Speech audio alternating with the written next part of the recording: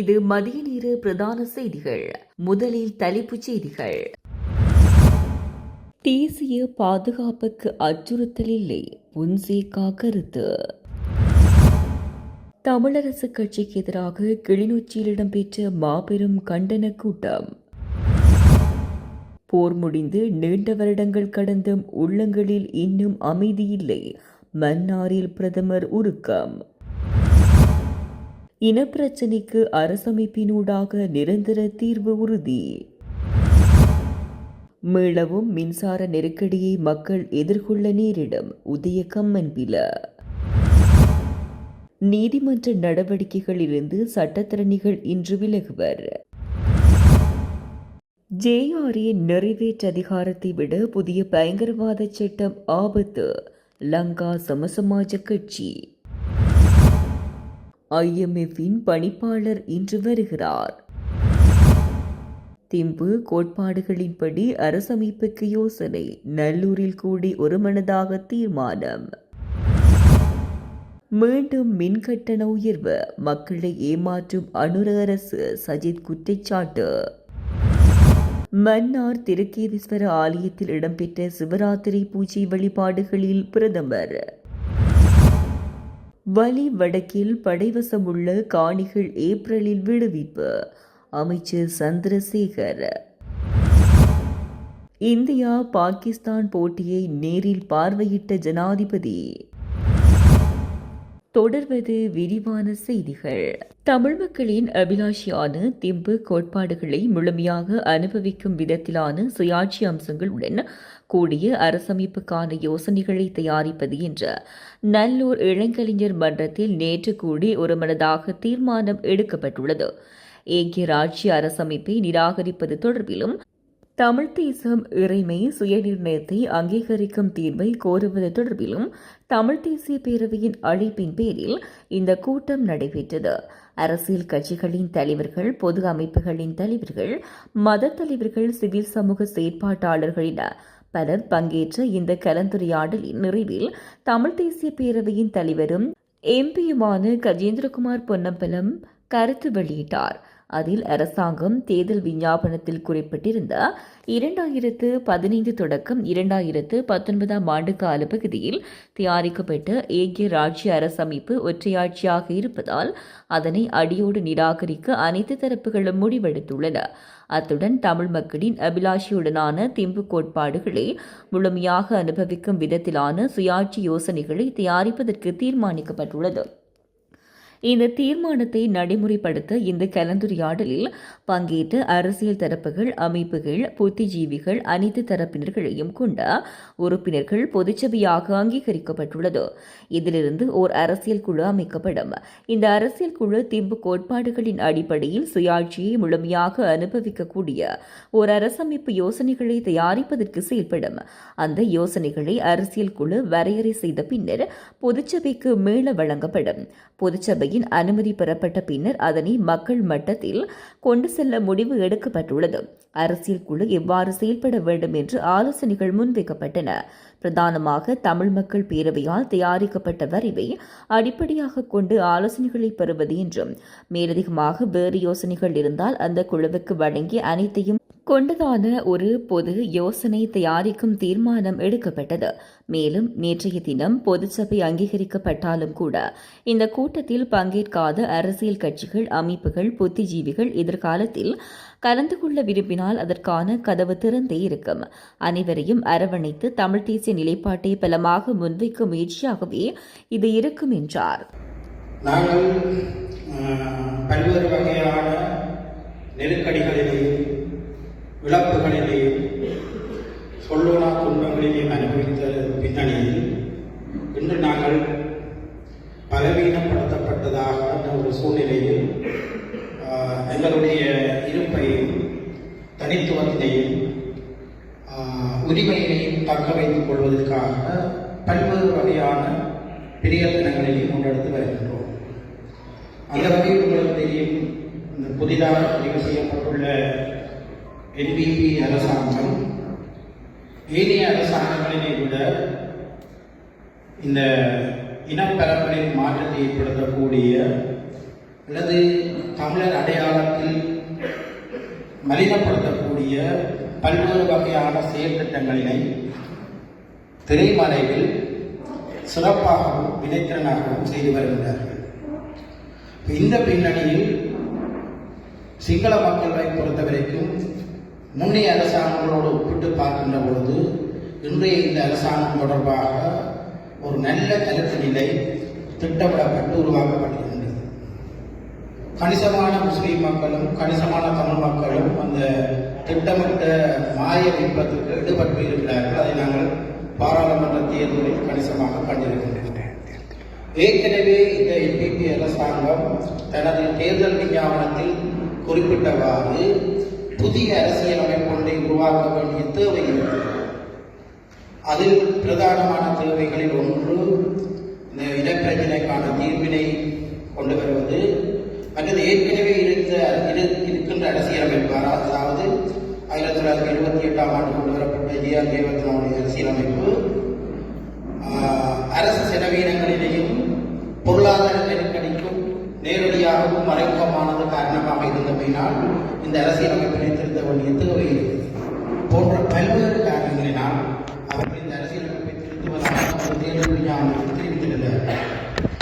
நாங்கள் அதேபோல் இந்த அரசியலமைப்பினை திருத்துவதற்கான ஏற்பாடுகள் மிக வேகமாக திரைமறைவில் முன்னெடுக்கப்பட்டு வருகின்றது. அப்ப இந்த அரசியலமைப்பில் திருத்தத்துக்கு உள்ளாக்கப்படுகின்ற பொழுது எங்களுடைய அபிலாசைகள், சிறுபான்மையினர் சமூகங்களது அபிலாசைகள், உரிமைகள், விருப்புகள், நீண்ட கால கோரிக்கைகள் அதில் உருவாக்கப்பட வேண்டும். நாங்கள் எல்லாரும் வேற ஒரு அரசியல் கட்சிகள், வேற ஒரு சிவில் சமூகங்களை சேர்ந்திருந்தாலும் நாங்கள் சமஷ்டி அடிப்படையில் தீர்வு என்பதில் ஒற்றுமைப்பட்டவர்களாக இருக்கின்றோம்.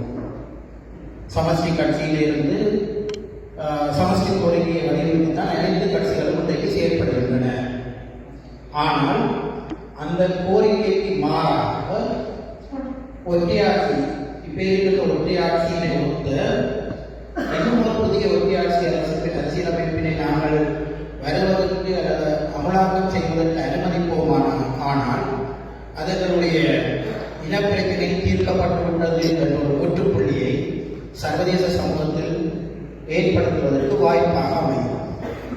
அப்ப இந்த பின்னணியில் அரசியலமைப்பு உருவாக்கம் என்பது வெறுமனவே ஒரு கட்சி சார்ந்ததாகவோ அல்லது ஒரு சிலர் ஈடுபாடுடன் தொடர்புடைய இது, அது முழுக்க மக்கள் மயப்படுத்தப்பட்டதாகவும் மக்கள் கருத்தறிந்தும் அந்த அரசியலமைப்பு உருவாக்கப்பட வேண்டும். உங்களுக்கு தெரியும், தென்னாப்பிரிக்காவில் அரசியலமைப்பு உருவாக்கப்பட்ட பொழுது புரட்சிக்கு பின்னர் ஒவ்வொரு வீடு வீடாக சென்று நாங்கள் அரசியலமைப்பு உருவாக்குகின்றோம், அந்த அரசியலமைப்பில் என்ன விடயங்கள் உருவாக்கப்பட வேண்டும் என்று வெளிப்படையாக பொதுமக்களிடம் கேட்டார். இன்றைய தென்னாப்பிரிக்காவின் அரசியலமைப்பு வெற்றிக்கு அது ஒரு பிரதானமான காரணம். அப்ப இந்த அரசியலமைப்பை திரைமறைவிலும் ரகசியமாகவும் செய்ய முடியாது. அது வெளிப்படையாகவும் என்ன வகையான அரசியலின் அமைப்பென்றதை மக்களுக்கு சொல்லி மக்களை தெளிவுபடுத்தி அந்த அரசியல் அமைப்புகளில் மக்களது விருப்பங்கள், நாங்கள் பல்லின சமூகம் என்றபடியா சிங்கள மக்கள், தமிழ் மக்கள், முஸ்லீம் மக்கள், ஏரிய இனத்தவர்களது விருப்புகள் பிரதிபலிக்கக்கூடிய ஒரு அரசியல் அமைப்பு உருவாக்குவது தான் சஸ்டைனபிள், நிலையானதாக இருக்கும். மாறாக ஏஆர்ஜியவர்த்தனை செய்ததுக்கு போன்று கட்சி சார்ந்து தனிநபர் சார்ந்து பிரித்தானியா பிரபஞ்சத்தையும் பிரான்சிய பிரபஞ்சத்தையும் கொடுத்த ஒரு அரசியலமைப்பை உருவாக்கினால் அது எங்களுக்கு பொருத்தப்பாடாக இருக்காது. இனங்களுக்கு இடையில் முரண்பாடு ஏற்படும், பொருளாதார ரீதியில் பலவீனத்தை ஏற்படும். இந்த நிலையிலும் படிப்பினையை கற்றுக்கொள்ளாத பெரும்பான்மையினர், குறிப்பாக தற்பொழுது அதிகாரத்தில் உள்ள NPP அரசாங்கம் அதே பொறிமுறையில் ஒரு புதிய அரசியலமைப்பை உருவாக்குவதாக நாங்கள் கேள்விப்படுகிறோம். ஆகவே நாங்கள் இந்த சந்தர்ப்பத்தில் நாடு பிடிபடாத வகையில், பிளவுபடாத வகையில் ஊழலாட்சி சமஸ்தி திட்டத்தை அடிப்படையாக கொண்ட அரசியலமைப்பு தாரங்களுக்கு தேவை என்பதை நாங்கள் ஏகோபித்த அடிப்படையில் தெரிவிக்க வேண்டும். அதுக்குரிய சந்தர்ப்பம் இது. நாங்கள் அதை தவறுபூர்வமாகி பிறகு நாங்கள் அதை அந்த கோரிக்கையை கொண்டு வருவது மிக கடினமானது. இந்த பின்னணியில் அரசியலமைப்பு ஒற்றையாட்சியா அல்லது கூட்டாட்சியா என்ற தொடர்பாக தெளிவாக இருக்கிறது. தேசிய ராஜ்யம் அல்லது வேறு லேகுகள் என்ன பொறுத்தவரைக்கும் நான் அரசியலமைப்பு தொடர்பாக பெரிய அளவுக்கு தெரியாட்டியும் ஒரு அரசியலமைப்பின் லேகு மிக பிரதானமாகும். என்னன்னு சொன்னா ஒரு அரசியலமைப்பின் சரக்கு அல்லது ஏரிய விடயங்களை உலகிக் கொண்டீங்க அந்த அரசியலமைப்பு என்ன தன்மையானதன் அடிப்படையாக கொண்டுதான் பொருள் போடலை நீதிமன்றங்கள் வழங்கும். அது ஒற்றை ஆட்சி அரசியலமைப்பா அல்லது சமஷ்டி ஆட்சி அரசியலமைப்பா? ஒற்றை ஆட்சி அரசியலமைப்பாக இருந்தால் அதில் ஏனைய அதிகார அமைப்புகள் காணப்பட முடியாது. அப்படி இருந்து காணப்படுமாயின் அது ஒற்றை ஆட்சி அரசியலமைப்பு இல்லை. அப்ப அந்த லேபிள்களும் முக்கியமானவை, அதன் உள்ளடக்கங்களாக உள்ள விடயங்களும் முக்கியமானவை. அது வெளிப்படையாகவும் எல்லா மக்களுக்கும் அறிவூட்டப்பட்டு தெளிவூட்டப்பட்ட பின்னணியில் உருவாக்கப்பட வேண்டும். இதுவும் ஒரு அரசியல் நிகழ்ச்சிகளுக்காக இந்த முறையில் இந்த அரசியலமைப்பு உருவாக்க முயற்சிகள் திரைப்பிரவில் வேகமாக முன்னெடுக்கப்பட்டு வருகிறது. நாங்கள் சிறுபான்மை சமூகங்கள் விசேஷமாக தமிழ் மக்கள் இந்த சுயாட்சி உரிமைக்காகவும் சமஷ்டி கோரிக்கைக்காகவும் பல்வேறு வகையான இழப்புகளை சந்திக்க நாங்கள் மௌனமாக இருக்க முடியாது. எங்களுடைய அரசியல் கட்சிகளின் பிரதிநிதிகளுக்கும் சிவில் சமூக உறுப்பினர்களுக்கும் பிரதான கடமை இருக்குது. மக்களை விழிப்புணர்வு ஊட்டணும், மக்களை எடிக்கேட் பண்ணணும், மக்களை தயார்படுத்த வேண்டும். இப்படி ஒரு அரசியலமைப்பு வருகிறது, இன்னென்ன விடயங்கள் உள்ளடங்கி இருக்குது. இது வரமுதலே நாங்கள் எங்களுடைய துடங்களை வெளிப்படுத்துவதன் மூலமாக அதில் மாற்றங்களை ஏற்படுத்த முடியும். அல்லது சில பிரச்சனைகளும் அந்த அரசியலமைப்பில் உருவாக்கி ஒரு சமஷ்டி வழியிலான அரசியலமைப்பு வர்றதுக்கு மேற்குலக நாடுகள் அர்த்தங்களை பிரயோகிக்கலாம். ஆகவே மக்கள் திரட்சியும் அது தொடர்பான மக்களின் விழிப்புணர்வும் அடிப்படையானது என்பதை மக்கள் மத்தியில் ஏற்படுத்த வேண்டியது நமது எல்லோருடைய பிரதானமான கடமை. எனவே வரவுள்ள அரசியலமைப்பு தொடர்பாகவும் எத்தகைய அரசியலமைப்பு வர வேண்டும், அது என்னென்ன விடயங்களை உள்ளடக்கி இருக்க வேண்டும், வருகின்ற பொழுது எப்படி நாங்கள் அதை எதிர்கொள்ள வேண்டும், அது நல்ல அரசியலமைப்பாகவும் சமஷ்டி ஆட்சி அரசியலமைப்பாகவும் எங்களுடைய இனப்பிரச்சனைக்குரிய தீர்வை தரக்கூடிய அரசியலமைப்பாக இருந்தால் நாங்கள் அதை ஏற்றுக்கொண்டது தயாராக இருக்கிறோம்.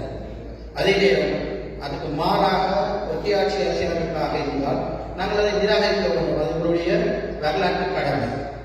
எனவே அது தொடர்பாக உங்களுடைய கருத்தை அறிந்து எதிர்காலத்தில் எப்படி நாங்கள் இந்த விடயங்களை மக்கள் மயப்படுத்தி முன்கொண்டு செல்ல முடியும் தொடர்பாக உங்களுடைய கருத்துக்களை கேட்டறிவதற்காக இந்த மீட்டிங்கை தமிழ் பேசிய பேரவை ஒழுங்கு செய்திருக்கிறார் கூட்டத்திலே.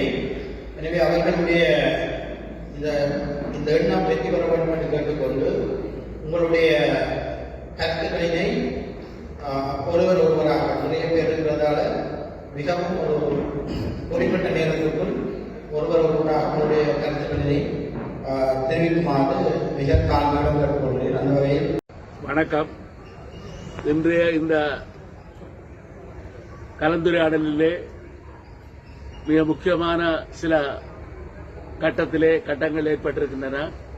அதில் குறிப்பாக ஒற்றையாட்சியை ஐக்கிய ராஜ்யத்தை நிராகரிக்க வேண்டும் என்பதிலே எந்த விதமான மாற்று கருத்துக்களும் இருக்கவில்லை. இதேபோல தீர்வு திட்டம் ஒன்றை முன்வைப்பதாக இருந்தால் எந்த விடயங்களை உள்ளடக்க வேண்டும் என்பதிலே ஒரு சில கருத்து முரண்பாடுகள் ஏற்பட்டிருந்தாலும் அதிலே அதி உச்சபட்சமாக ஒரு திம்பு கோட்பாட்டின் அடிப்படையிலே திம்பு கோட்பாடுகள் சக என்று ஏனென்றால் தமிழர்கள் ஒரு தனி தேசிய இனம், அவர்களுக்கு ஒரு தாயகம் இருக்கிறது. எல்லாவற்றுக்கும் மேலாக சுய நிர்ணய உரிமை, செல்ஃப் டிட்டர்மினேஷன். அந்த செல்ஃப் டிட்டர்மினேஷனை விட இறமையை பற்றிய விடயங்கள் தான் இதில் கணக்க விடைய வருகின்றது. இறமை பகிரப்பட்ட இறமையா, அந்த இறமையா, இந்த இறமையா என்பதோட இறமை என்ற இந்த 4 விடயங்களை உள்ளடக்கியதாக விடயங்கள் அமைய வேண்டும் என்பதை இதை வலியுறுத்த வேண்டும் என்று இந்த தீர்மானங்கள் எடுக்கப்பட்டிருக்கிறது. அதுவும் குறிப்பாக இந்த நல்லூரில் இந்த கூட்டம் நடைபெற்றிருக்கிறது. இந்த 1619 ஆண்டில் இழந்த யாழ்ப்பாண ராஜ்யத்தினுடைய தலைநகர் நல்லூரில் இருந்து இந்த தீர்மானம் எடுக்கப்பட்டிருக்கிறது என்றால் இது இந்த நந்தி கொடி பறக்கக்கூடிய மீண்டும் எங்களுடைய ராஜ்யம் மலர வேண்டும் என்று லட்சக்கணக்கிலே எங்களுடைய உயிர்களை கொடுத்த பொதுமக்களுக்கும் மாவீரர்களுக்குமாக இந்த விடயங்களை நாங்கள் மனதில் நிறுத்தி சிங்கள அரசு ஒருபோதும் சிங்கள பௌத்த அரசாங்கங்கள் தீர்வை தரமாட்டார்கள். இலங்கைக்குள்ளே, இலங்கை பாராளுமன்றத்துக்குள்ளே இலங்கையிலிருந்து எந்த தீர்வும் இல்லை. ஆகவே வெளியால் இருக்கக்கூடிய சக்தி அழுத்தங்கள் காரணமாக ஒரு வடக்கு கிழக்கிலே நடத்தப்படுகின்ற வடக்கு கிழக்கிலே வசிக்கின்ற மக்களும் இதேபோல வெளிநாடுகளிலே வாழக்கூடிய ஈழத் தமிழர்களுமாக பங்கு பெற்றக்கூடிய ஒரு வாக்கெடுப்பை, ஒரு பொது வாக்கெடுப்பை கோருவதை நோக்கித்தான் தீர்வை வென்றெடுக்க வேண்டும் என்பதையும் அழுத்தம் திருத்தமாக கொண்டு செல்ல வேண்டும். அந்த இடைக்காலத்திலே சில இடைக்கால விடயங்களையும் நாங்கள் வலியுறுத்தி ஐநாவினுடைய ஏற்பாட்டின் அடிப்படையிலே நிர்வாகம் ஏற்படுத்தப்பட வேண்டும் என்ற விடயங்களை முன்னெடுத்து செல்ல வேண்டும் என்ற விடயங்கள் வலியுறுத்த வேண்டும். அவை இது ஒரு பரந்துபட்ட விடயம். எல்லோரையும் பொதுமக்களை இணைத்து தமிழ் மக்கள் ஒன்றுபட்டு நிற்கின்றோம் என்ற ஒரு செய்தி இறுதியில் சொல்லப்பட வேண்டும் என்பதுதான் எங்களுடைய ஆணித்தரமான விருப்பம், கருத்து. அடுத்த ஜனாதிபதி தேர்தல் செப்டம்பர் மாதம் அதுக்கு பிறகு இந்த நேரம் பெறப்பட்ட நாங்கள் கிடைத்த கணக்க கோட்பாடு ரீதியான விடயங்களுக்கு, செயல்பாட்டு ரீதியான விடயங்களுக்கு அதற்கு எந்த அளவு தமிழ் மக்கள் ஆதரவு அளிக்கிறார்கள் என்பது மிக முக்கியமான ஒரு விடயம் என்று நான் நினைக்கிறேன். இப்போ இதில் நாங்கள் இந்த கருத்தாளரில் சொல்லப்பட்ட ஒரு விடயம் சமஷ்டி தொடர்பான ஒரு விடயத்தை பொதுவாகவே தமிழ் மக்கள் 75 ஆண்டுகளுக்கு மேலாக ஆதரித்த ஒரு கருத்து. அது சம்பந்தமாக நாங்கள் விவாதிக்க தேவை. நாங்கள் தேவையில்லாத விஷயங்கள் விவாதிக்க போறதாலையும் சில விடயங்களை கூறுவதாக எங்களுக்குள்ள பிரிவினைகளை கூட்டுற விடயங்களையும் குறைத்துக் கொள்வது நல்லது என்று நான் கருதுகிறேன்.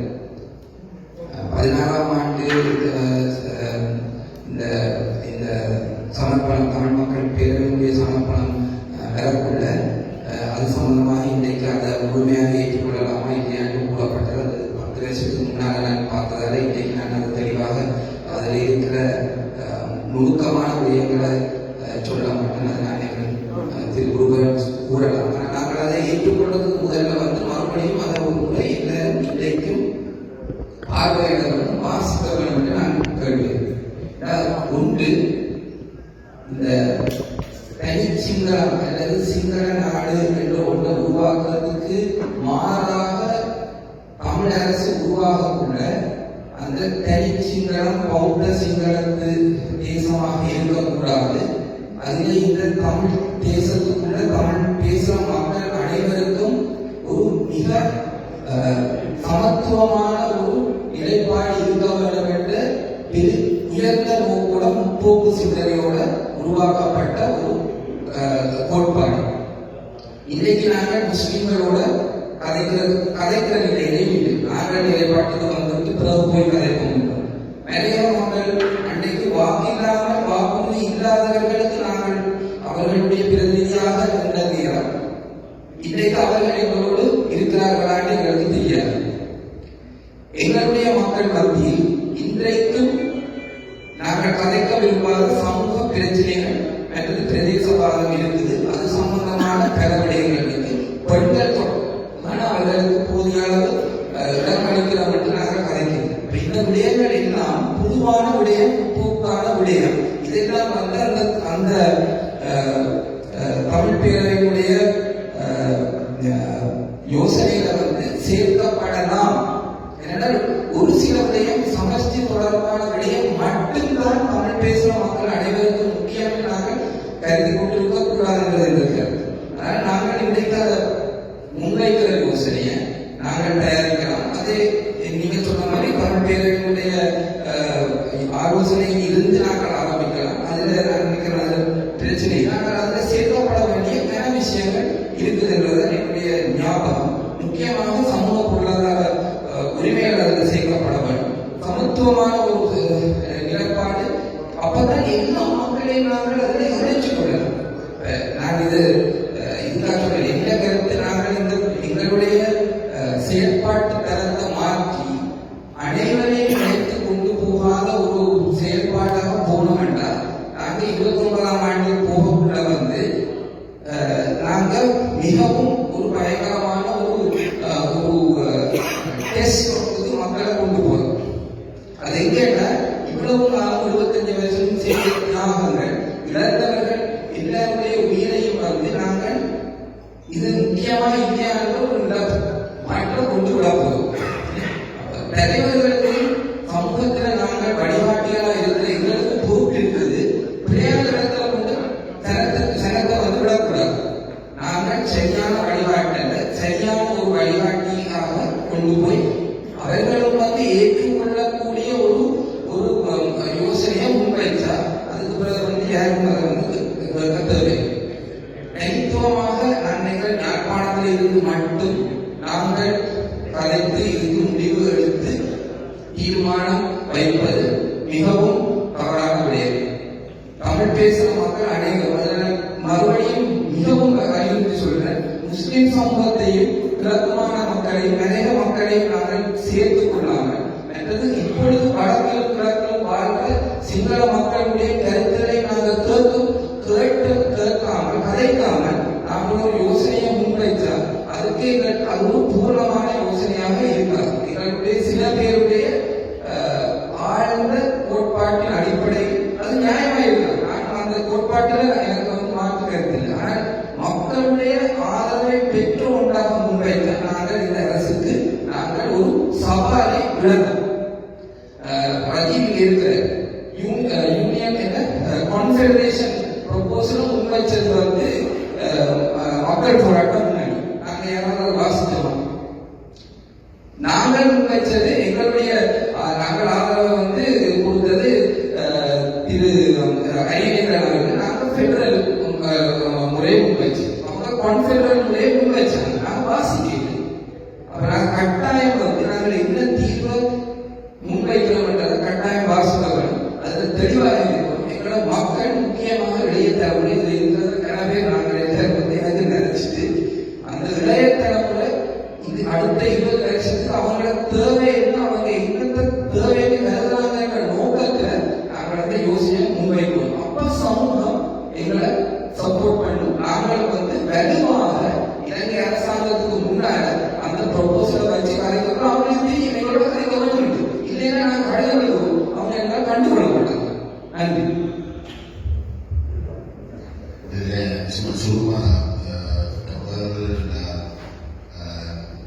சொன்ன நேரத்தோட நான் இணைக்கிறேன். அதில் தமிழ் மக்கள் பேருடைய யோசனைகளில் சமூக ரீதியாக சொன்ன விஷயங்கள்ல அது உண்மையிலே நாங்கள் செய்திருக்கிறோம். அந்த பின்பகுதியில் நீங்கள் பார்த்தீங்கன்னா அந்த நிலப்பாடுகள் எல்லாத்தையும் நாங்கள் செய்திருக்கிறோம். அது ஒரு குறிப்பாக நாங்கள் கிட்டத்தட்ட ஒரு கிழமை அது சம்பந்தமாக நிபுணர்களுடைய கருத்தையை உருவாக்கி மக்களுடைய அமைப்புகளுடைய கருத்துக்களை உருவாக்கி அதை செய்திருக்கிறோம். ஆனால் நீங்கள் குறிப்பிடப்படுவது முஸ்லிம் மக்களுடைய நிலப்பாட்டையும் உங்களுடைய மலையக தமிழர்களுடைய நிலைப்பாட்டையும் நாங்கள் அந்த அளவில் நாங்கள் சேர்க்கவில்லை. அதை நாங்கள் எங்களுக்கிடையே விவாதிச்சுத்தான் நாங்கள் அந்த முடிவுக்கு வந்தார்கள். நாங்கள் அதில் சொன்ன விஷயங்கள் என்ன, இது எங்களுடைய தமிழ் தேசத்துடைய யோசனைகள். ஆனால் தமிழர் தாயக நிலப்பரப்பு முஸ்லிம்களுடைய தாயகமாகவும் இருக்கின்ற காரணத்தினால முஸ்லிம்களுக்கு அரசியல் அபிலாஷைகள் நிச்சயமாக இருக்கு. அவர்கள் அண்டைய காலகட்டத்தில் எங்களுடைய தேசிய ஒரு பொது நிலப்பாடு வாரத்துக்கு அவர்கள் அதில் தயாராக இருக்கு. அன்றைக்கு நம்ம தேசிய கூட்டமைப்பு தான் ஆணை கிடைத்திருந்தது. அப்படிப்பட்ட ஒரு சூழலை அதற்கு அன்றைக்கு மக்களால் பெரிய ஆணை வழங்கப்பட்ட கூட்டமைப்புக்கு இல்லாட்டி கூட்டமைப்பு உத்தியோகபூர்வமாக பாராளுமன்றத்துக்குள்ளே செய்ய வழிகின்ற விஷயத்துக்கு கிட்டத்தட்ட அதை சேலஞ்ச் பண்ற வகையில தான் தமிழ் மக்கள் பேரவை உருவாக்கப்பட்டது. அந்த பொறிமுறைக்குள்ள முஸ்லீம் தலைவத்துவம் முஸ்லீம் சிவில் சமூகம் பெரிய அளவில் என்கேஜ் பண்ண விரும்பாத ஒரு நிலைமை இருந்தது. நாங்கள் முயற்சிகள் எடுத்ததுக்கு பிறகுதான் நாங்கள் இதை சொல்றோம்.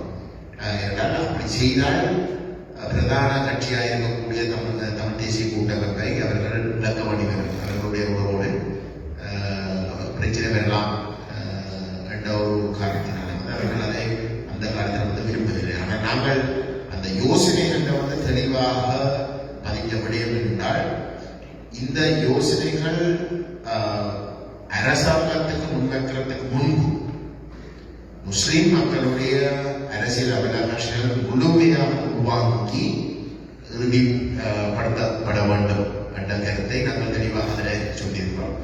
அதே போன்றுதான் மலையக தமிழ் மக்களுடைய நிலைப்பாடு. அவர்களும் வடகிழக்கை மையப்படுத்தின எங்களுடைய அரசியல் இருக்கின்ற பட்சத்திலே அவர்கள் எந்தளவு தூரத்துக்கு நேரடியாக நாங்கள் முன்வைக்கின்ற யோசனையோடு அடையாளப்படுத்த விரும்புகிறோம் என்றது ஒரு கேள்விக்குறியாக இருந்தது. நாங்கள் அவர்களோடு கதைச்சதற்கு பிற்பாடு ஆனால் நாங்கள் அவர்களிடம் அதை விட்டுவிட்டோம். நீங்களாகவே நீங்கள் முடிவெடுக்கலாம். அது சம்பந்தமாக நாங்கள் அவர்களுடைய விஷயத்தை திணிக்கக்கூடாது. அவர்கள் விரும்பி இந்த பொறுப்புரைக்குள்ளே ஒரு பொது நிலைப்பாடு கூட வரதாக இருந்தால் நாங்கள் நிச்சயமாக கதவுகளை துறந்தே வச்சிருப்போம் என்ற விடயத்தை நாங்கள் அதில் குறிப்பிட்டிருக்கோம். இன்றைக்கும் நான் தெளிவாக இருக்கிறேன். வடகிழக்கில் முஸ்லீம் மக்களுடைய முழு ஒத்துழைப்பு இல்லாமல் தமிழ் தேசத்துக்குரிய தீர்வு கிடையாது. அந்த விடயத்தில் அவர்களை நாங்கள் உள்வாங்கி ஆகணும். கேள்வி இப்படிப்பட்ட ஒரு ப்ரோசஸுக்குள்ளே அவர்களை கொண்டு வரப்போகிறோம். என்னை பொறுத்தவரையில தமிழ் மக்கள் உண்டாக தங்களுடைய அரசியல் அபிலாஷைகள் என்ற விஷயத்தில் உறுதியாக இருக்கிறோம். அதில் ஒரு பிரிவினைகள் ஒன்றும் இல்லை. அவர்கள் உண்டாக இருக்கிறோம் என்ற இடத்துல முஸ்லீம் மக்கள் அவர்களோட பேசுறதுக்கு எந்த விதமான தயக்கமும் இல்லாமல் தருகிறார்கள். நாங்கள் பிரிஞ்சு நிற்கிற இடத்துல அவர்களுக்கு யார் என்று தீர்மானிக்க வேண்டிய ஒரு சூழலுக்குள்ள நாங்கள் தள்ளினால் அவர்கள் அந்த முடிவை எடுக்க விரும்ப மாட்டார்கள். யாழ்ப்பாணம் வலிகாமம் வடக்கு பகுதியில் பாதுகாப்பு படையினரின் கட்டுப்பாட்டில் உள்ள பொதுமக்களின் காணிகளில் ஒரு தொகுதி எதிர்வரும் ஏப்ரல் மாதத்துக்கு முன்னர் விடுவிக்கப்பட உள்ளன என்று அமைச்சர் ஏ சந்திரசேகர் தெரிவித்தார். மக்களுடைய காணிகளை அவர்களிடமே மீள ஒப்படைக்க வேண்டும் என்பதில் தற்போதைய அரசு உறுதியான நிலைப்பாட்டில் உள்ளது என்றும் அவர் குறிப்பிட்டார். இது தொடர்பில் அவர் மேலும் தெரிவிக்கையில், நாட்டில் நிலவிய அசாதாரண சூழல் காரணமாக பாதுகாப்பு தேவைகளை கருத்தில் கொண்டு வடக்கு மாகாணத்தில் பொதுமக்களின் காணிகள் படையினரின் வசம் இருக்க வேண்டிய தேவை ஏற்பட்டது. எனினும் யுத்தம் நிறைவடைந்து 15 ஆண்டுகள் கடந்துள்ள நிலையிலும் மக்களின் காணிகள் இன்னும் விடுவிக்கப்படாமல் இருப்பது குறித்து அரசு விசேட அக்கறை கொண்டுள்ளது. வலிகாமம் வடக்கில் படையினர் வசமுள்ள தனியாருக்கு சொந்தமான காணிகளை படிப்படியாக உரியவர்களிடம் கையளிக்கும் வேலை திட்டம் தற்போது ஆரம்பிக்கப்பட்டுள்ளது. ஜனாதிபதி அனுரகுமார் திசாநாயக்கவின் நேரடி அறிவுறுத்தலுக்கு அமைய பாதுகாப்பு அமைச்சு இதற்கான முதற்கட்ட ஏற்பாடுகளை முன்னெடுத்து வருகின்றது. எதிர்வரும் ஏப்ரல் மாதம் அளவில் வலிகாமம் வடக்கின் சில குறிப்பிட்ட பகுதிகளை மக்களிடம் மீண்டும் வழங்குவதற்கான நடவடிக்கைகள் துரிதப்படுத்தப்பட்டுள்ளன. மக்களின் உரிமைகளை உறுதிப்படுத்தி அவர்களின் வாழ்வாதாரத்தை மேம்படுத்துவதே எமது அரசின் இலக்காகும் என்று கூறினார். இலங்கை மின்சார சபையினால் 2026 ஆண்டின் 2வது காலாண்டில் மின்சார கட்டணத்தை 13.56% அதிகரிக்க முன்வைக்கப்பட்டுள்ள தீர்மானமானது அரசாங்கத்தின் தேர்தல் வாக்குறுதியை மீறும் செயல் என எதிர்க்கட்சித் தலைவர் சஜித் பிரேமதாச குற்றம் சுமத்தியுள்ளார். இந்த விடயம் தொடர்பில் தனது எக்ஸ் தளத்தில் விடுத்துள்ள பதிவில் அவர் இதனை குறிப்பிட்டுள்ளார். அதன்படி மீண்டும் ஒருமுறை மின்சார கட்டணத்தை 33% குறைப்போம் என்ற அனுரகுமார் திசாநாயக்க தேர்தல் மேடைகளில் வழங்கிய தேர்தல் வாக்குறுதியை நேரடியாக மீறுவதாக இத்தீர்மானம் அமைந்துள்ளதாக சஜித் கூறியுள்ளார். தொடர்ந்தும் இவ்வாறு பொய்களால் மக்களை ஏமாற்றுவதை நிறுத்தி அனுரகுமார் திசாநாயக்க வழங்கிய வாக்குறுதியை எப்போது நிறைவேற்றுவார் என்றும் எதிர்க்கட்சித் தலைவர் சஜித் பிரேமதாச கேள்வி எழுப்பியுள்ளார். இதேவேளை தற்சமயத்தில் நமது நாட்டில் அரசு சேவையில் உயர்தகுதி பெற்ற பலர் கீழ் உழைப்பு சேவையில் பணிபுரிந்து வருகின்றனர். கீழ் உழைப்பு சேவை பட்டதாரிகளுக்கு நாட்டின் இலவச கல்வி முறையில் கற்பித்தல் சேவைக்குள் பிரவேசிக்கும் வாய்ப்பை பெற்றுக் கொடுக்க வேண்டும். ஆசிரியர் சேவையில் இணைந்து கொள்வதற்கான செல்லுபடியாகும் பட்ட தகுதியின் தேதியை 2025 டிசம்பர் 31 வரை நீடிக்க வேண்டும் என்று எதிர்க்கட்சித் தலைவர் சஜித் பிரேமதாச தெரிவித்தார். இன்றும் கூட இளமானி மற்றும் முதுமானி பட்டங்களை பெற்று அரசு சேவையில் அலுவலக உதவியாளர்களாக, தொழிலாளர்களாக, ஆய்வக உதவியாளர்களாக பணிபுரிவோர் ஏராளமாக காணப்படுகின்றனர். இவர்கள் இருக்க வேண்டிய இடத்தில் இல்லை. அரசு சேவையில் கீழுழைப்பு சேவையில் பணிபுரிந்து வரும் பட்டதாரிகளுக்கு பட்டதாரிகளை ஆசிரியர் சேவையில் இணைத்துக் கொள்ள நடத்தப்படும் போட்டி பரீட்சையில் விண்ணப்ப காலம் 19ஆம் தேதியுடன் முடிவடைகிறது. இதற்கு முன் இவர்களுக்கு நீதி நிலைநாட்டப்பட வேண்டும் என்று எதிர்க்கட்சித் தலைவர் தெரிவித்தார். மன்னார் திருக்கேதீஸ்வர ஆலயத்தின் மகா சிவராத்திரி நிகழ்வுகள் நேற்று காலை ஆரம்பமான நிலையில் மன்னாருக்கு விஜயம் மேற்கொண்ட பிரதமர் ஹரணி அமரசூரிய திருக்கேதீஸ்வர ஆலயத்துக்கு விஜயம் செய்தார். விஜயம் செய்த பின்னர் மகா சிவராத்திரியை முன்னிட்டு நடைபெற்ற விசேட சிவதேவி பூஜையில் கலந்து கொண்டமை குறிப்பிடத்தக்கது. இலங்கை தமிழரசு கட்சியை சேர்ந்த நாடாளுமன்ற உறுப்பினர் சிவஞானம் ஸ்ரீதரன் அவர்களின் நாடாளுமன்ற குழுத் தலைவர் பதவியை பறித்தமை சட்டவிரோதமானது, ஏற்க முடியாதது எனவும் தமிழரசு கட்சியினால் நாடாளுமன்ற உறுப்பினர் சிவஞானம் ஸ்ரீதரன் அவர்களுக்கு அநீதி இழைக்கப்பட்டமைக்கு நீதி கோரி கிளிநொச்சியில் கண்டன கூட்டம் இடம்பெற்றுள்ளது.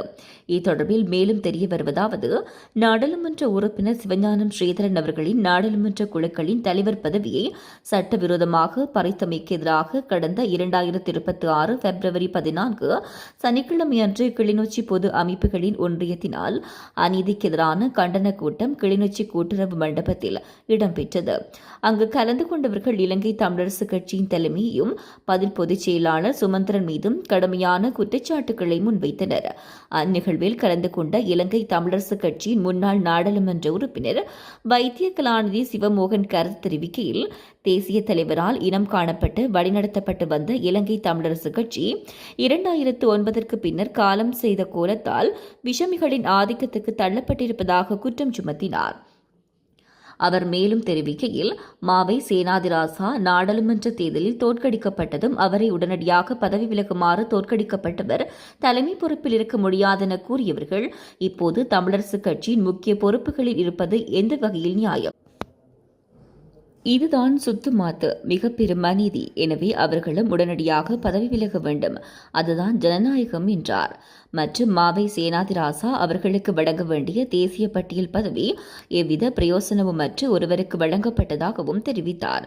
கடந்த நாடாளுமன்ற தேர்தலிலும் அநீதி இழைக்கப்பட்டதாகவும், வவுனியாவில் ஆக குறைந்த வாக்குகளை பெற்ற ஒருவருக்கே தேசிய பட்டியல் பதவி வழங்கப்பட்டதாகவும் 10,000க்கும் மேற்பட்ட வாக்குகளை பெற்றிருக்கின்றவர்கள் உள்ளபோது தங்களுக்கு சார்பானவர்கள் மாத்திரம் முன்னிலைப்படுத்தி மிக மோசமான அரசியல் முன்னெடுக்கப்பட்டு வருவதாகவும் கூறினார். இந்த நிலை மாற வேண்டும். இந்த மாற்றத்தை உருவாக்க மக்களால் மட்டும்தான் முடியும் என கூறியவர், கிளிநொச்சி வீதியால் விஷமிகள் பயணிப்பதற்கு மக்கள் இடமளிக்க கூடாது என ஆவேசத்துடன் தெரிவித்தார். பொதுச்சபையால் தெரிவு செய்யப்பட்ட தலைவர் ஸ்ரீதரனை வழக்கில் கொண்டு போய் நிறுத்தியவர்கள் ஜனநாயகவாதிகள் என்றால் முடிந்தால் பொதுச்சபையை கூட்டட்டும் பார்க்கலாம் என்கிறார். வடக்கிலும் கிழக்கிலும் இருந்து கட்சிக்குள் விஷமிகள் புகுத்தப்பட்டிருக்கின்றன. கிழக்கில் இருக்கின்ற ஒருவர் கடந்த காலங்களில் ராஜபக்சர்களுடன் இயங்கி தமிழ் தேசியத்துக்கு எதிராக செயற்பட்டவர் அவர்கள்தான். தமிழரசின் தமிழ் தேசியவாதிகளாம். எனவே விஷமிகளிடமிருந்து தமிழரசு கட்சியை மீட்க வேண்டும். கட்சியை மீள் புனரமைப்பு செய்ய வேண்டும். புதிய தலைமை உருவாக வேண்டும் என்றார் முன்னாள் நாடாளுமன்ற உறுப்பினர் வைத்திய கலாநிதி சிவமோகன். தென்னிலங்கையில் அண்மை காலமாக இடம்பெற்று வரும் துப்பாக்கிச் சூட்டு சம்பவங்களால் நாட்டின் தேசிய பாதுகாப்புக்கு எவ்வித அச்சுறுத்தலும் இல்லை என்று ராணுவத்தின் முன்னாள் தளபதியும் பீல்ட் மார்ஷலுமான சரத் பொன்சேகா தெரிவித்துள்ளார். தற்போதைய அரசு நாட்டின் பாதுகாப்பு நிலைமைகளை புரிந்து கொண்டு அதனை சரியாக நிர்வகிக்கும் திறன் கொண்டது என்று அவர் குறிப்பிட்டுள்ளார். இதுகுறித்து ஊடகங்களுக்கு கருத்து வெளியிட்ட அவர் மேலும் தெரிவித்ததாவது, தேசிய பாதுகாப்புக்கு என்று குறிப்பிட்ட அச்சுறுத்தல் எதுவும் தற்போதைக்கு இல்லை. கடந்த காலங்களில் சில குழுக்கள் அமைதியின்மையை உருவாக்குவதற்கும் இனவாத பதட்டங்களை தூண்டுவதற்கும் பல்வேறு போராட்டங்களில் ஈடுபடுவதற்கும் பழகிவிட்டன. சில தரப்பினர் தமக்கென ஒரு பிம்பத்தை உருவாக்க முனையும் போது இவ்வாறான செயல்களில் ஈடுபடுகின்றனர். ஆயுதப்படைகள் தமது கடமைகளை ஒழுங்கான முறையில் முன்னெடுத்து வருகின்றன. 1 அல்லது 2 தனிநபர்கள் சம்பந்தப்பட்ட தனிமைப்படுத்தப்பட்ட சம்பவங்களைக் கண்டு மக்கள் பீதியடைய தேவையில்லை. இவ்வாறான சம்பவங்கள் தேசிய பாதுகாப்பை பாதிக்கும் காரணியாக அமையாது. கொழும்பு நகரில் அதிக எண்ணிக்கையிலான பாதுகாப்பு பணியாளர்களை குவித்தாலும் கூட மோட்டார் சைக்கிள்களில் வரும் தனிநபர்களால் நடத்தப்படும் திடீர் தாக்குதல்களை முழுமையாக தனித்துவிட முடியாது. இவ்வாறான குற்றச்செயல்களை கட்டுப்படுத்த உரிய மற்றும் பொருத்தமான புலனாய்வு நடவடிக்கைகளை எடுக்க வேண்டும் என்று கூறினார். அரசாங்கத்தால் முன்மொழியப்பட்டுள்ள புதிய பயங்கரவாத எதிர்ப்பு சட்ட வரைவு நடைமுறைப்படுத்தப்பட்டால் அது 1977ஆம் ஆண்டு ஜே.ஆர். ஜெயவர்தனவால் அறிமுகப்படுத்தப்பட்ட நிறைவேற்று அதிகார ஜனாதிபதி முறையை விடவும் பெரும் ஆபத்துக்களை ஏற்படுத்தும் என்று லங்கா சமசமாஜ கட்சி எச்சரிக்கை விடுத்துள்ளது. லங்கா சமசமாஜ கட்சியின் அரசியல் குழு மத்திய குழு உறுப்பினர் சந்தன ரணசிங்க நேற்று முன்தினம் கொழும்பில் ஊடகங்களிடம் பேசிய போது இதனை தெரிவித்தார். இந்த உத்தேச பயங்கரவாத எதிர்ப்பு சட்ட வரைவானது நாட்டுக்கு ஒட்டுமொத்த மக்களுக்கு மட்டுமன்றி நாட்டின் இயற்கை வளங்கள், காடுகள் மற்றும் விலங்கினங்கள் உள்ளிட்ட ஒட்டுமொத்த சுற்றுச்சூழலுக்கும் பெரும் பாதிப்பை ஏற்படுத்தும் ஒரு சர்வாதிகார சட்டமாகும். ஆட்சியாளர்கள் தமது அதிகாரத்தை மேலும் வலுப்படுத்தவே இதனை முன்னெடுக்கின்றனர். இந்த வரைவு நடைமுறைக்கு வந்தால் ஜனநாயகம், மனித உரிமைகள் உள்ளிட்ட அனைத்து நற்பண்புகளும் முடக்கப்படும். மக்கள் ஆட்சியாளர்களின் அடிமைகளாக மாறும் அவலநிலை ஏற்படும். குறிப்பாக நாட்டின் உரிமைகளை வென்றெடுப்பதில் முன்னோடியாக திகழ்ந்த இடதுசாரி இயக்கத்தின் ஆரம்ப கர்த்தாக்கள் என்ற ரீதியில் லங்கா சமசமாஜ கட்சி இந்த உத்தேச சட்ட மூலத்துக்கு தனது பலத்த எதிர்ப்பை வெளியிடுகிறது. மக்கள் ஒன்றிணைந்து இதனை தோற்கடிக்க வேண்டும் என்றார். இலங்கையில் நீண்ட காலமாக நிலவும் இனப்பிரச்சினைக்கு புதிய அரசமைப்பு ஊடாக நிரந்தர தீர்வு காணப்படும் என்று பிரதி அமைச்சர் சுந்தரலிங்கம் பிரதீப் தெரிவித்தார். ஜனாதிபதி அனுர தலைமையிலான தேசிய மக்கள் சக்தி அரசு புதிய அரசமைப்பை உருவாக்கும் முயற்சிகளில் ஈடுபட்டு வருகிறது. இந்த நிலையில் அரசமைப்பு உருவாக்க பணிகள் தொடர்பில் பிரதி அமைச்சர் சுந்தரலிங்கம் பிரதீப் ஊடகங்களிடம் கருத்து தெரிவித்துள்ளார். இதன்போதே அரசமைப்பு ஊடாக இனப்பிரச்சினைக்கு தீர்வு காணப்படும் என்று அவர் கூறியுள்ளார். இது தொடர்பில் அவர் மேலும் தெரிவித்ததாவது, தமிழ் மக்களுக்கு பிரச்சினைகள் உள்ளன. அவர்களின் பிரச்சினைகள் நீண்ட காலமாக தீர்க்கப்படவில்லை. இதை அனைவரும் ஏற்றுக்கொள்ள வேண்டும். ஜனாதிபதி அனுரவின் அரசில் தமிழர்கள் நம்பிக்கை வைத்துள்ளனர். அவர்களின் பிரச்சினைகளுக்கு நிரந்தர தீர்வு காண வேண்டும் என்பதே அரசின் நோக்கமாக உள்ளது. இனவாதம் இல்லாத நாட்டை உருவாக்க வேண்டும் என்பது எமது கனவு. அந்த இலக்கை நோக்கி நாங்கள் நகர்ந்து வருகிறோம். அரசமைப்பு பணிகளுக்கு அனைத்து தரப்புகளும் ஒத்துழைப்பு வழங்க வேண்டும் என்று கூறினார். நாட்டில் ஏற்பட்ட போர் முடிந்து நீண்ட வருடங்களாகியும் மக்களின் உள்ளங்களில் இன்னும் அமைதியில்லை. தங்கள் குடும்பங்களுக்கு என்ன ஆனது என்று கண்டுபிடிக்க முடியாத பெண்கள் இன்னும் இருக்கின்றார்கள் என பிரதமர் கலாநிதி ஹரணி அமரசூரிய தெரிவித்தார். மன்னார் அடம்பன் பிரதேசத்தில் நேற்று இடம்பெற்ற மன்னார் மாவட்ட மகளிர் சந்திப்பில் கலந்து கொண்டு உரையாற்றும் போதே பிரதமர் கலாநிதி ஹரணி அமரசூரிய மேற்கண்டவாறு தெரிவித்தார். பிரதமர் கலாநிதி ஹரணி அமரசூரிய அங்கு மேலும் தெரிவித்தவை, நாட்டில் ஏற்பட்டுள்ள முன்னேற்றத்தை மாற்றியமைக்க இவருக்கு இடமளிக்கப் போவதில்லை. ஆரம்பிக்கப்பட்டுள்ள மாற்றத்தை முன்னெடுத்துச் செல்ல பெண்களும் முன்வர வேண்டும். எங்கள் அரசாங்கம் பெண்களின் பிரதிநிதித்துவத்தில் மாற்றத்தை கொண்டு வந்துள்ளமை உங்களுக்கு தெரியும். புள்ளிவிவரங்களின்படி மக்கள் தொகையில் சுமார் 52% பெண்கள். அதாவது நம் நாட்டில் ஒரு சக்தி வாய்ந்த மக்கள் கூட்டம். ஆனால் பல்வேறு துறைகள் என்று வரும்போது நடைமுறையில் இந்த சக்தி நம்மிடம் இருக்கிறதா என்பதுதான் பிரச்சினை. நம் நாட்டில் உள்ள முக்கிய பிரச்சினைகளில் ஒன்று போர், வன்முறை. நாங்கள் ஒருவரையொருவை நம்பாமல் இருந்தோம். உண்மையில் யுத்தம் காரணமாக நாம் பிளவுபட்ட நாடாக மாறினோம். இதனால் பெண்கள் அதிகளவில் பிரச்சினைகளை சந்திக்கின்றனர்.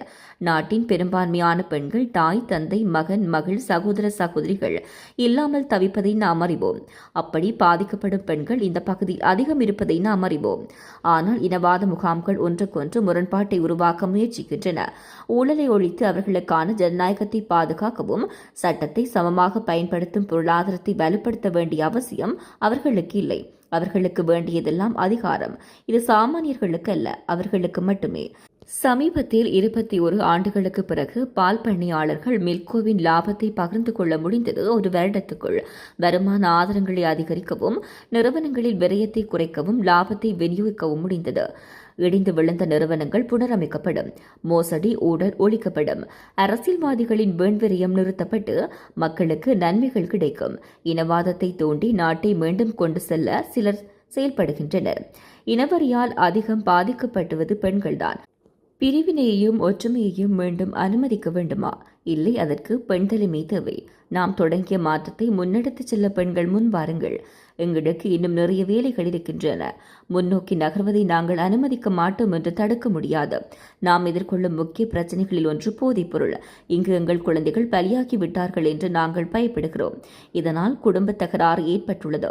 இந்த போதைக்கு அடிமையானதால் வெளியூர் செல்லவும், வீடுகளை மூடிக்கொண்டு செல்லவும் பயப்படுகின்றார்கள்.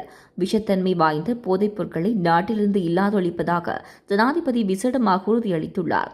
இத்தனை காலம் ஆட்சியில் இருந்தவர்கள் அவர்களுக்கு பாதுகாப்பு கொடுத்தனர்.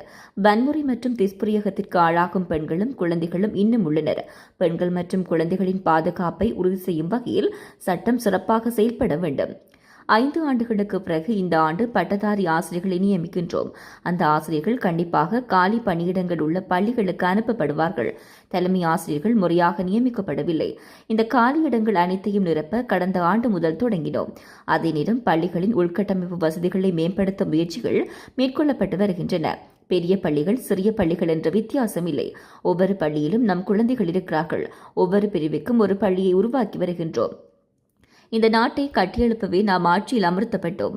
அதை செய்ய வேண்டும். பெண்களும் பொருளாதாரத்தில் அதிக வேலை செய்கிறார்கள். ஆனால் பெண்களுக்கு மிக குறைந்த சம்பளமே கிடைக்கிறது. அனைத்து துறைகளிலும் பெண்கள் பெரும் முன்னேற்றத்தை அடைந்துள்ளனர். குழந்தைகளை சுயதொழில் செய்வதிலிருந்தும் அல்லது வீட்டிலிருந்து வேலை செய்வதிலிருந்தும் பாதுகாக்க இடங்கள் உருவாக்கப்பட வேண்டும் என பிரதமர் கலாநிதி ஹரணி அமரசூரிய தெரிவித்தார். நாடு முழுவதும் உள்ள நீதிமன்ற நடவடிக்கைகளிலிருந்து இன்றைய தினம் சட்டத்தரணிகள் விலகுவர் என்று சட்டத்தரணிகள் சங்கத்தின் தலைவர் ரஜீவ் அமரசூரிய தெரிவித்துள்ளார். இலங்கை சட்டத்தரணிகள் சங்கத்தின் பொதுக்கூட்டம் 14 வருடங்களுக்கு பின்னர் நேற்று நடைபெற்றது. இந்த கூட்டத்திலேயே மேற்படி தீர்மானம் எடுக்கப்பட்டது. நேற்றைய தினம் நடந்த கூட்டத்தில் நேரிலும் மெய்நகர் வழியிலும் சுமார் 3500 சட்டத்தரணிகள் பங்கேற்றிருந்தனர் என்றும் தெரிவிக்கப்பட்டது. கொழும்பு பத்திரமுல்லை அங்குரைகுடையில் சட்டத்தரணியும் அவரின் மனைவியும் கடந்த வெள்ளிக்கிழமை சுட்டுக் கொல்லப்பட்டனர். இதற்கு எதிர்ப்பு தெரிவித்தே சட்டத்தரணிகள் இன்றைய தினம் நீதிமன்ற நடவடிக்கைகளிலிருந்து விலகின்றனர் என்பதும் குறிப்பிடத்தக்கது. சர்வதேச நாணய நிதியத்தின் முகாமைத்துவ பணிப்பாளர் கிறிஸ்டலினா ஜோர்ஜிவா இன்று திங்கட்கிழமை நாட்டுக்கு வருகை தரவுள்ளார். எதிர்வரும் புதன்கிழமை வரை அவர் நாட்டில் தங்கியிருக்கும் அவர் டிட்வா புயலை அடுத்து ஏற்பட்ட பேரிடர்களால் ஏற்பட்ட அழிவுகள் தொடர்பில் அவதானிக்கவுள்ளார். அத்துடன் இலங்கையை மீண்டும் வளமை நிலைக்கு கொண்டு வருவதற்கு சர்வதேச நாணய நிதியத்தால் வழங்கக்கூடிய ஒத்துழைப்புகள் குறித்தும் கலந்துரையாடுவார் என்று எதிர்பார்க்கப்படுகிறது. நிலக்கரி இறக்குமதியில் ஏற்பட்டுள்ள தாமதத்தால் எதிர்வரும் ஜூலை மாதத்தின் இறுதி முதல் செப்டம்பர் நடுப்பகுதி வரை நாடு மிக பெரும் மின்சார நெருக்கடியை சந்திக்க நேரிடும். இவ்வாறு பிவித்துறை ஹெல உரிமையின் தலைவர் உதய கம்மன்பிள்ளை தெரிவித்துள்ளார். நேற்றைய தினம் கொழும்பில் அவர் நடத்திய செய்தியாளர் சந்திப்பிலே மேற்கண்டவாறு கூறினார். தொடர்ந்தும் இந்த ஆண்டில் 212 நாட்களுக்கு மட்டுமே போதுமான நிலக்கரி தற்போது கையிருப்பில் உள்ளது. அந்த 212வது நாள் ஜூலை 31ஆம் தேதியுடன் முடிவடைகிறது. தென்மேற்கு பருவமழை காரணமாக செப்டம்பர் நடுப்பகுதி வரை நிலக்கரியை இறக்க முடியாது. இதனால் நுரைச்சோலை மின் உற்பத்தி நிலையம் 1.5 மாதங்களுக்கு மூடப்பட வேண்டிய நிலைமை ஏற்படும். இந்த நெருக்கடியால் நாடு முழுவதும் நீண்ட நேரம் மின்தடை ஏற்படலாம். அல்லது ஓரலகு மின்சாரத்தின் விலை 90 ரூபாய் வரை அதிகரிக்கப்பட்டு மின் கட்டணங்கள் மிகப்பெரிய அளவில் உயர்த்தப்படலாம் என்று கூறினார்.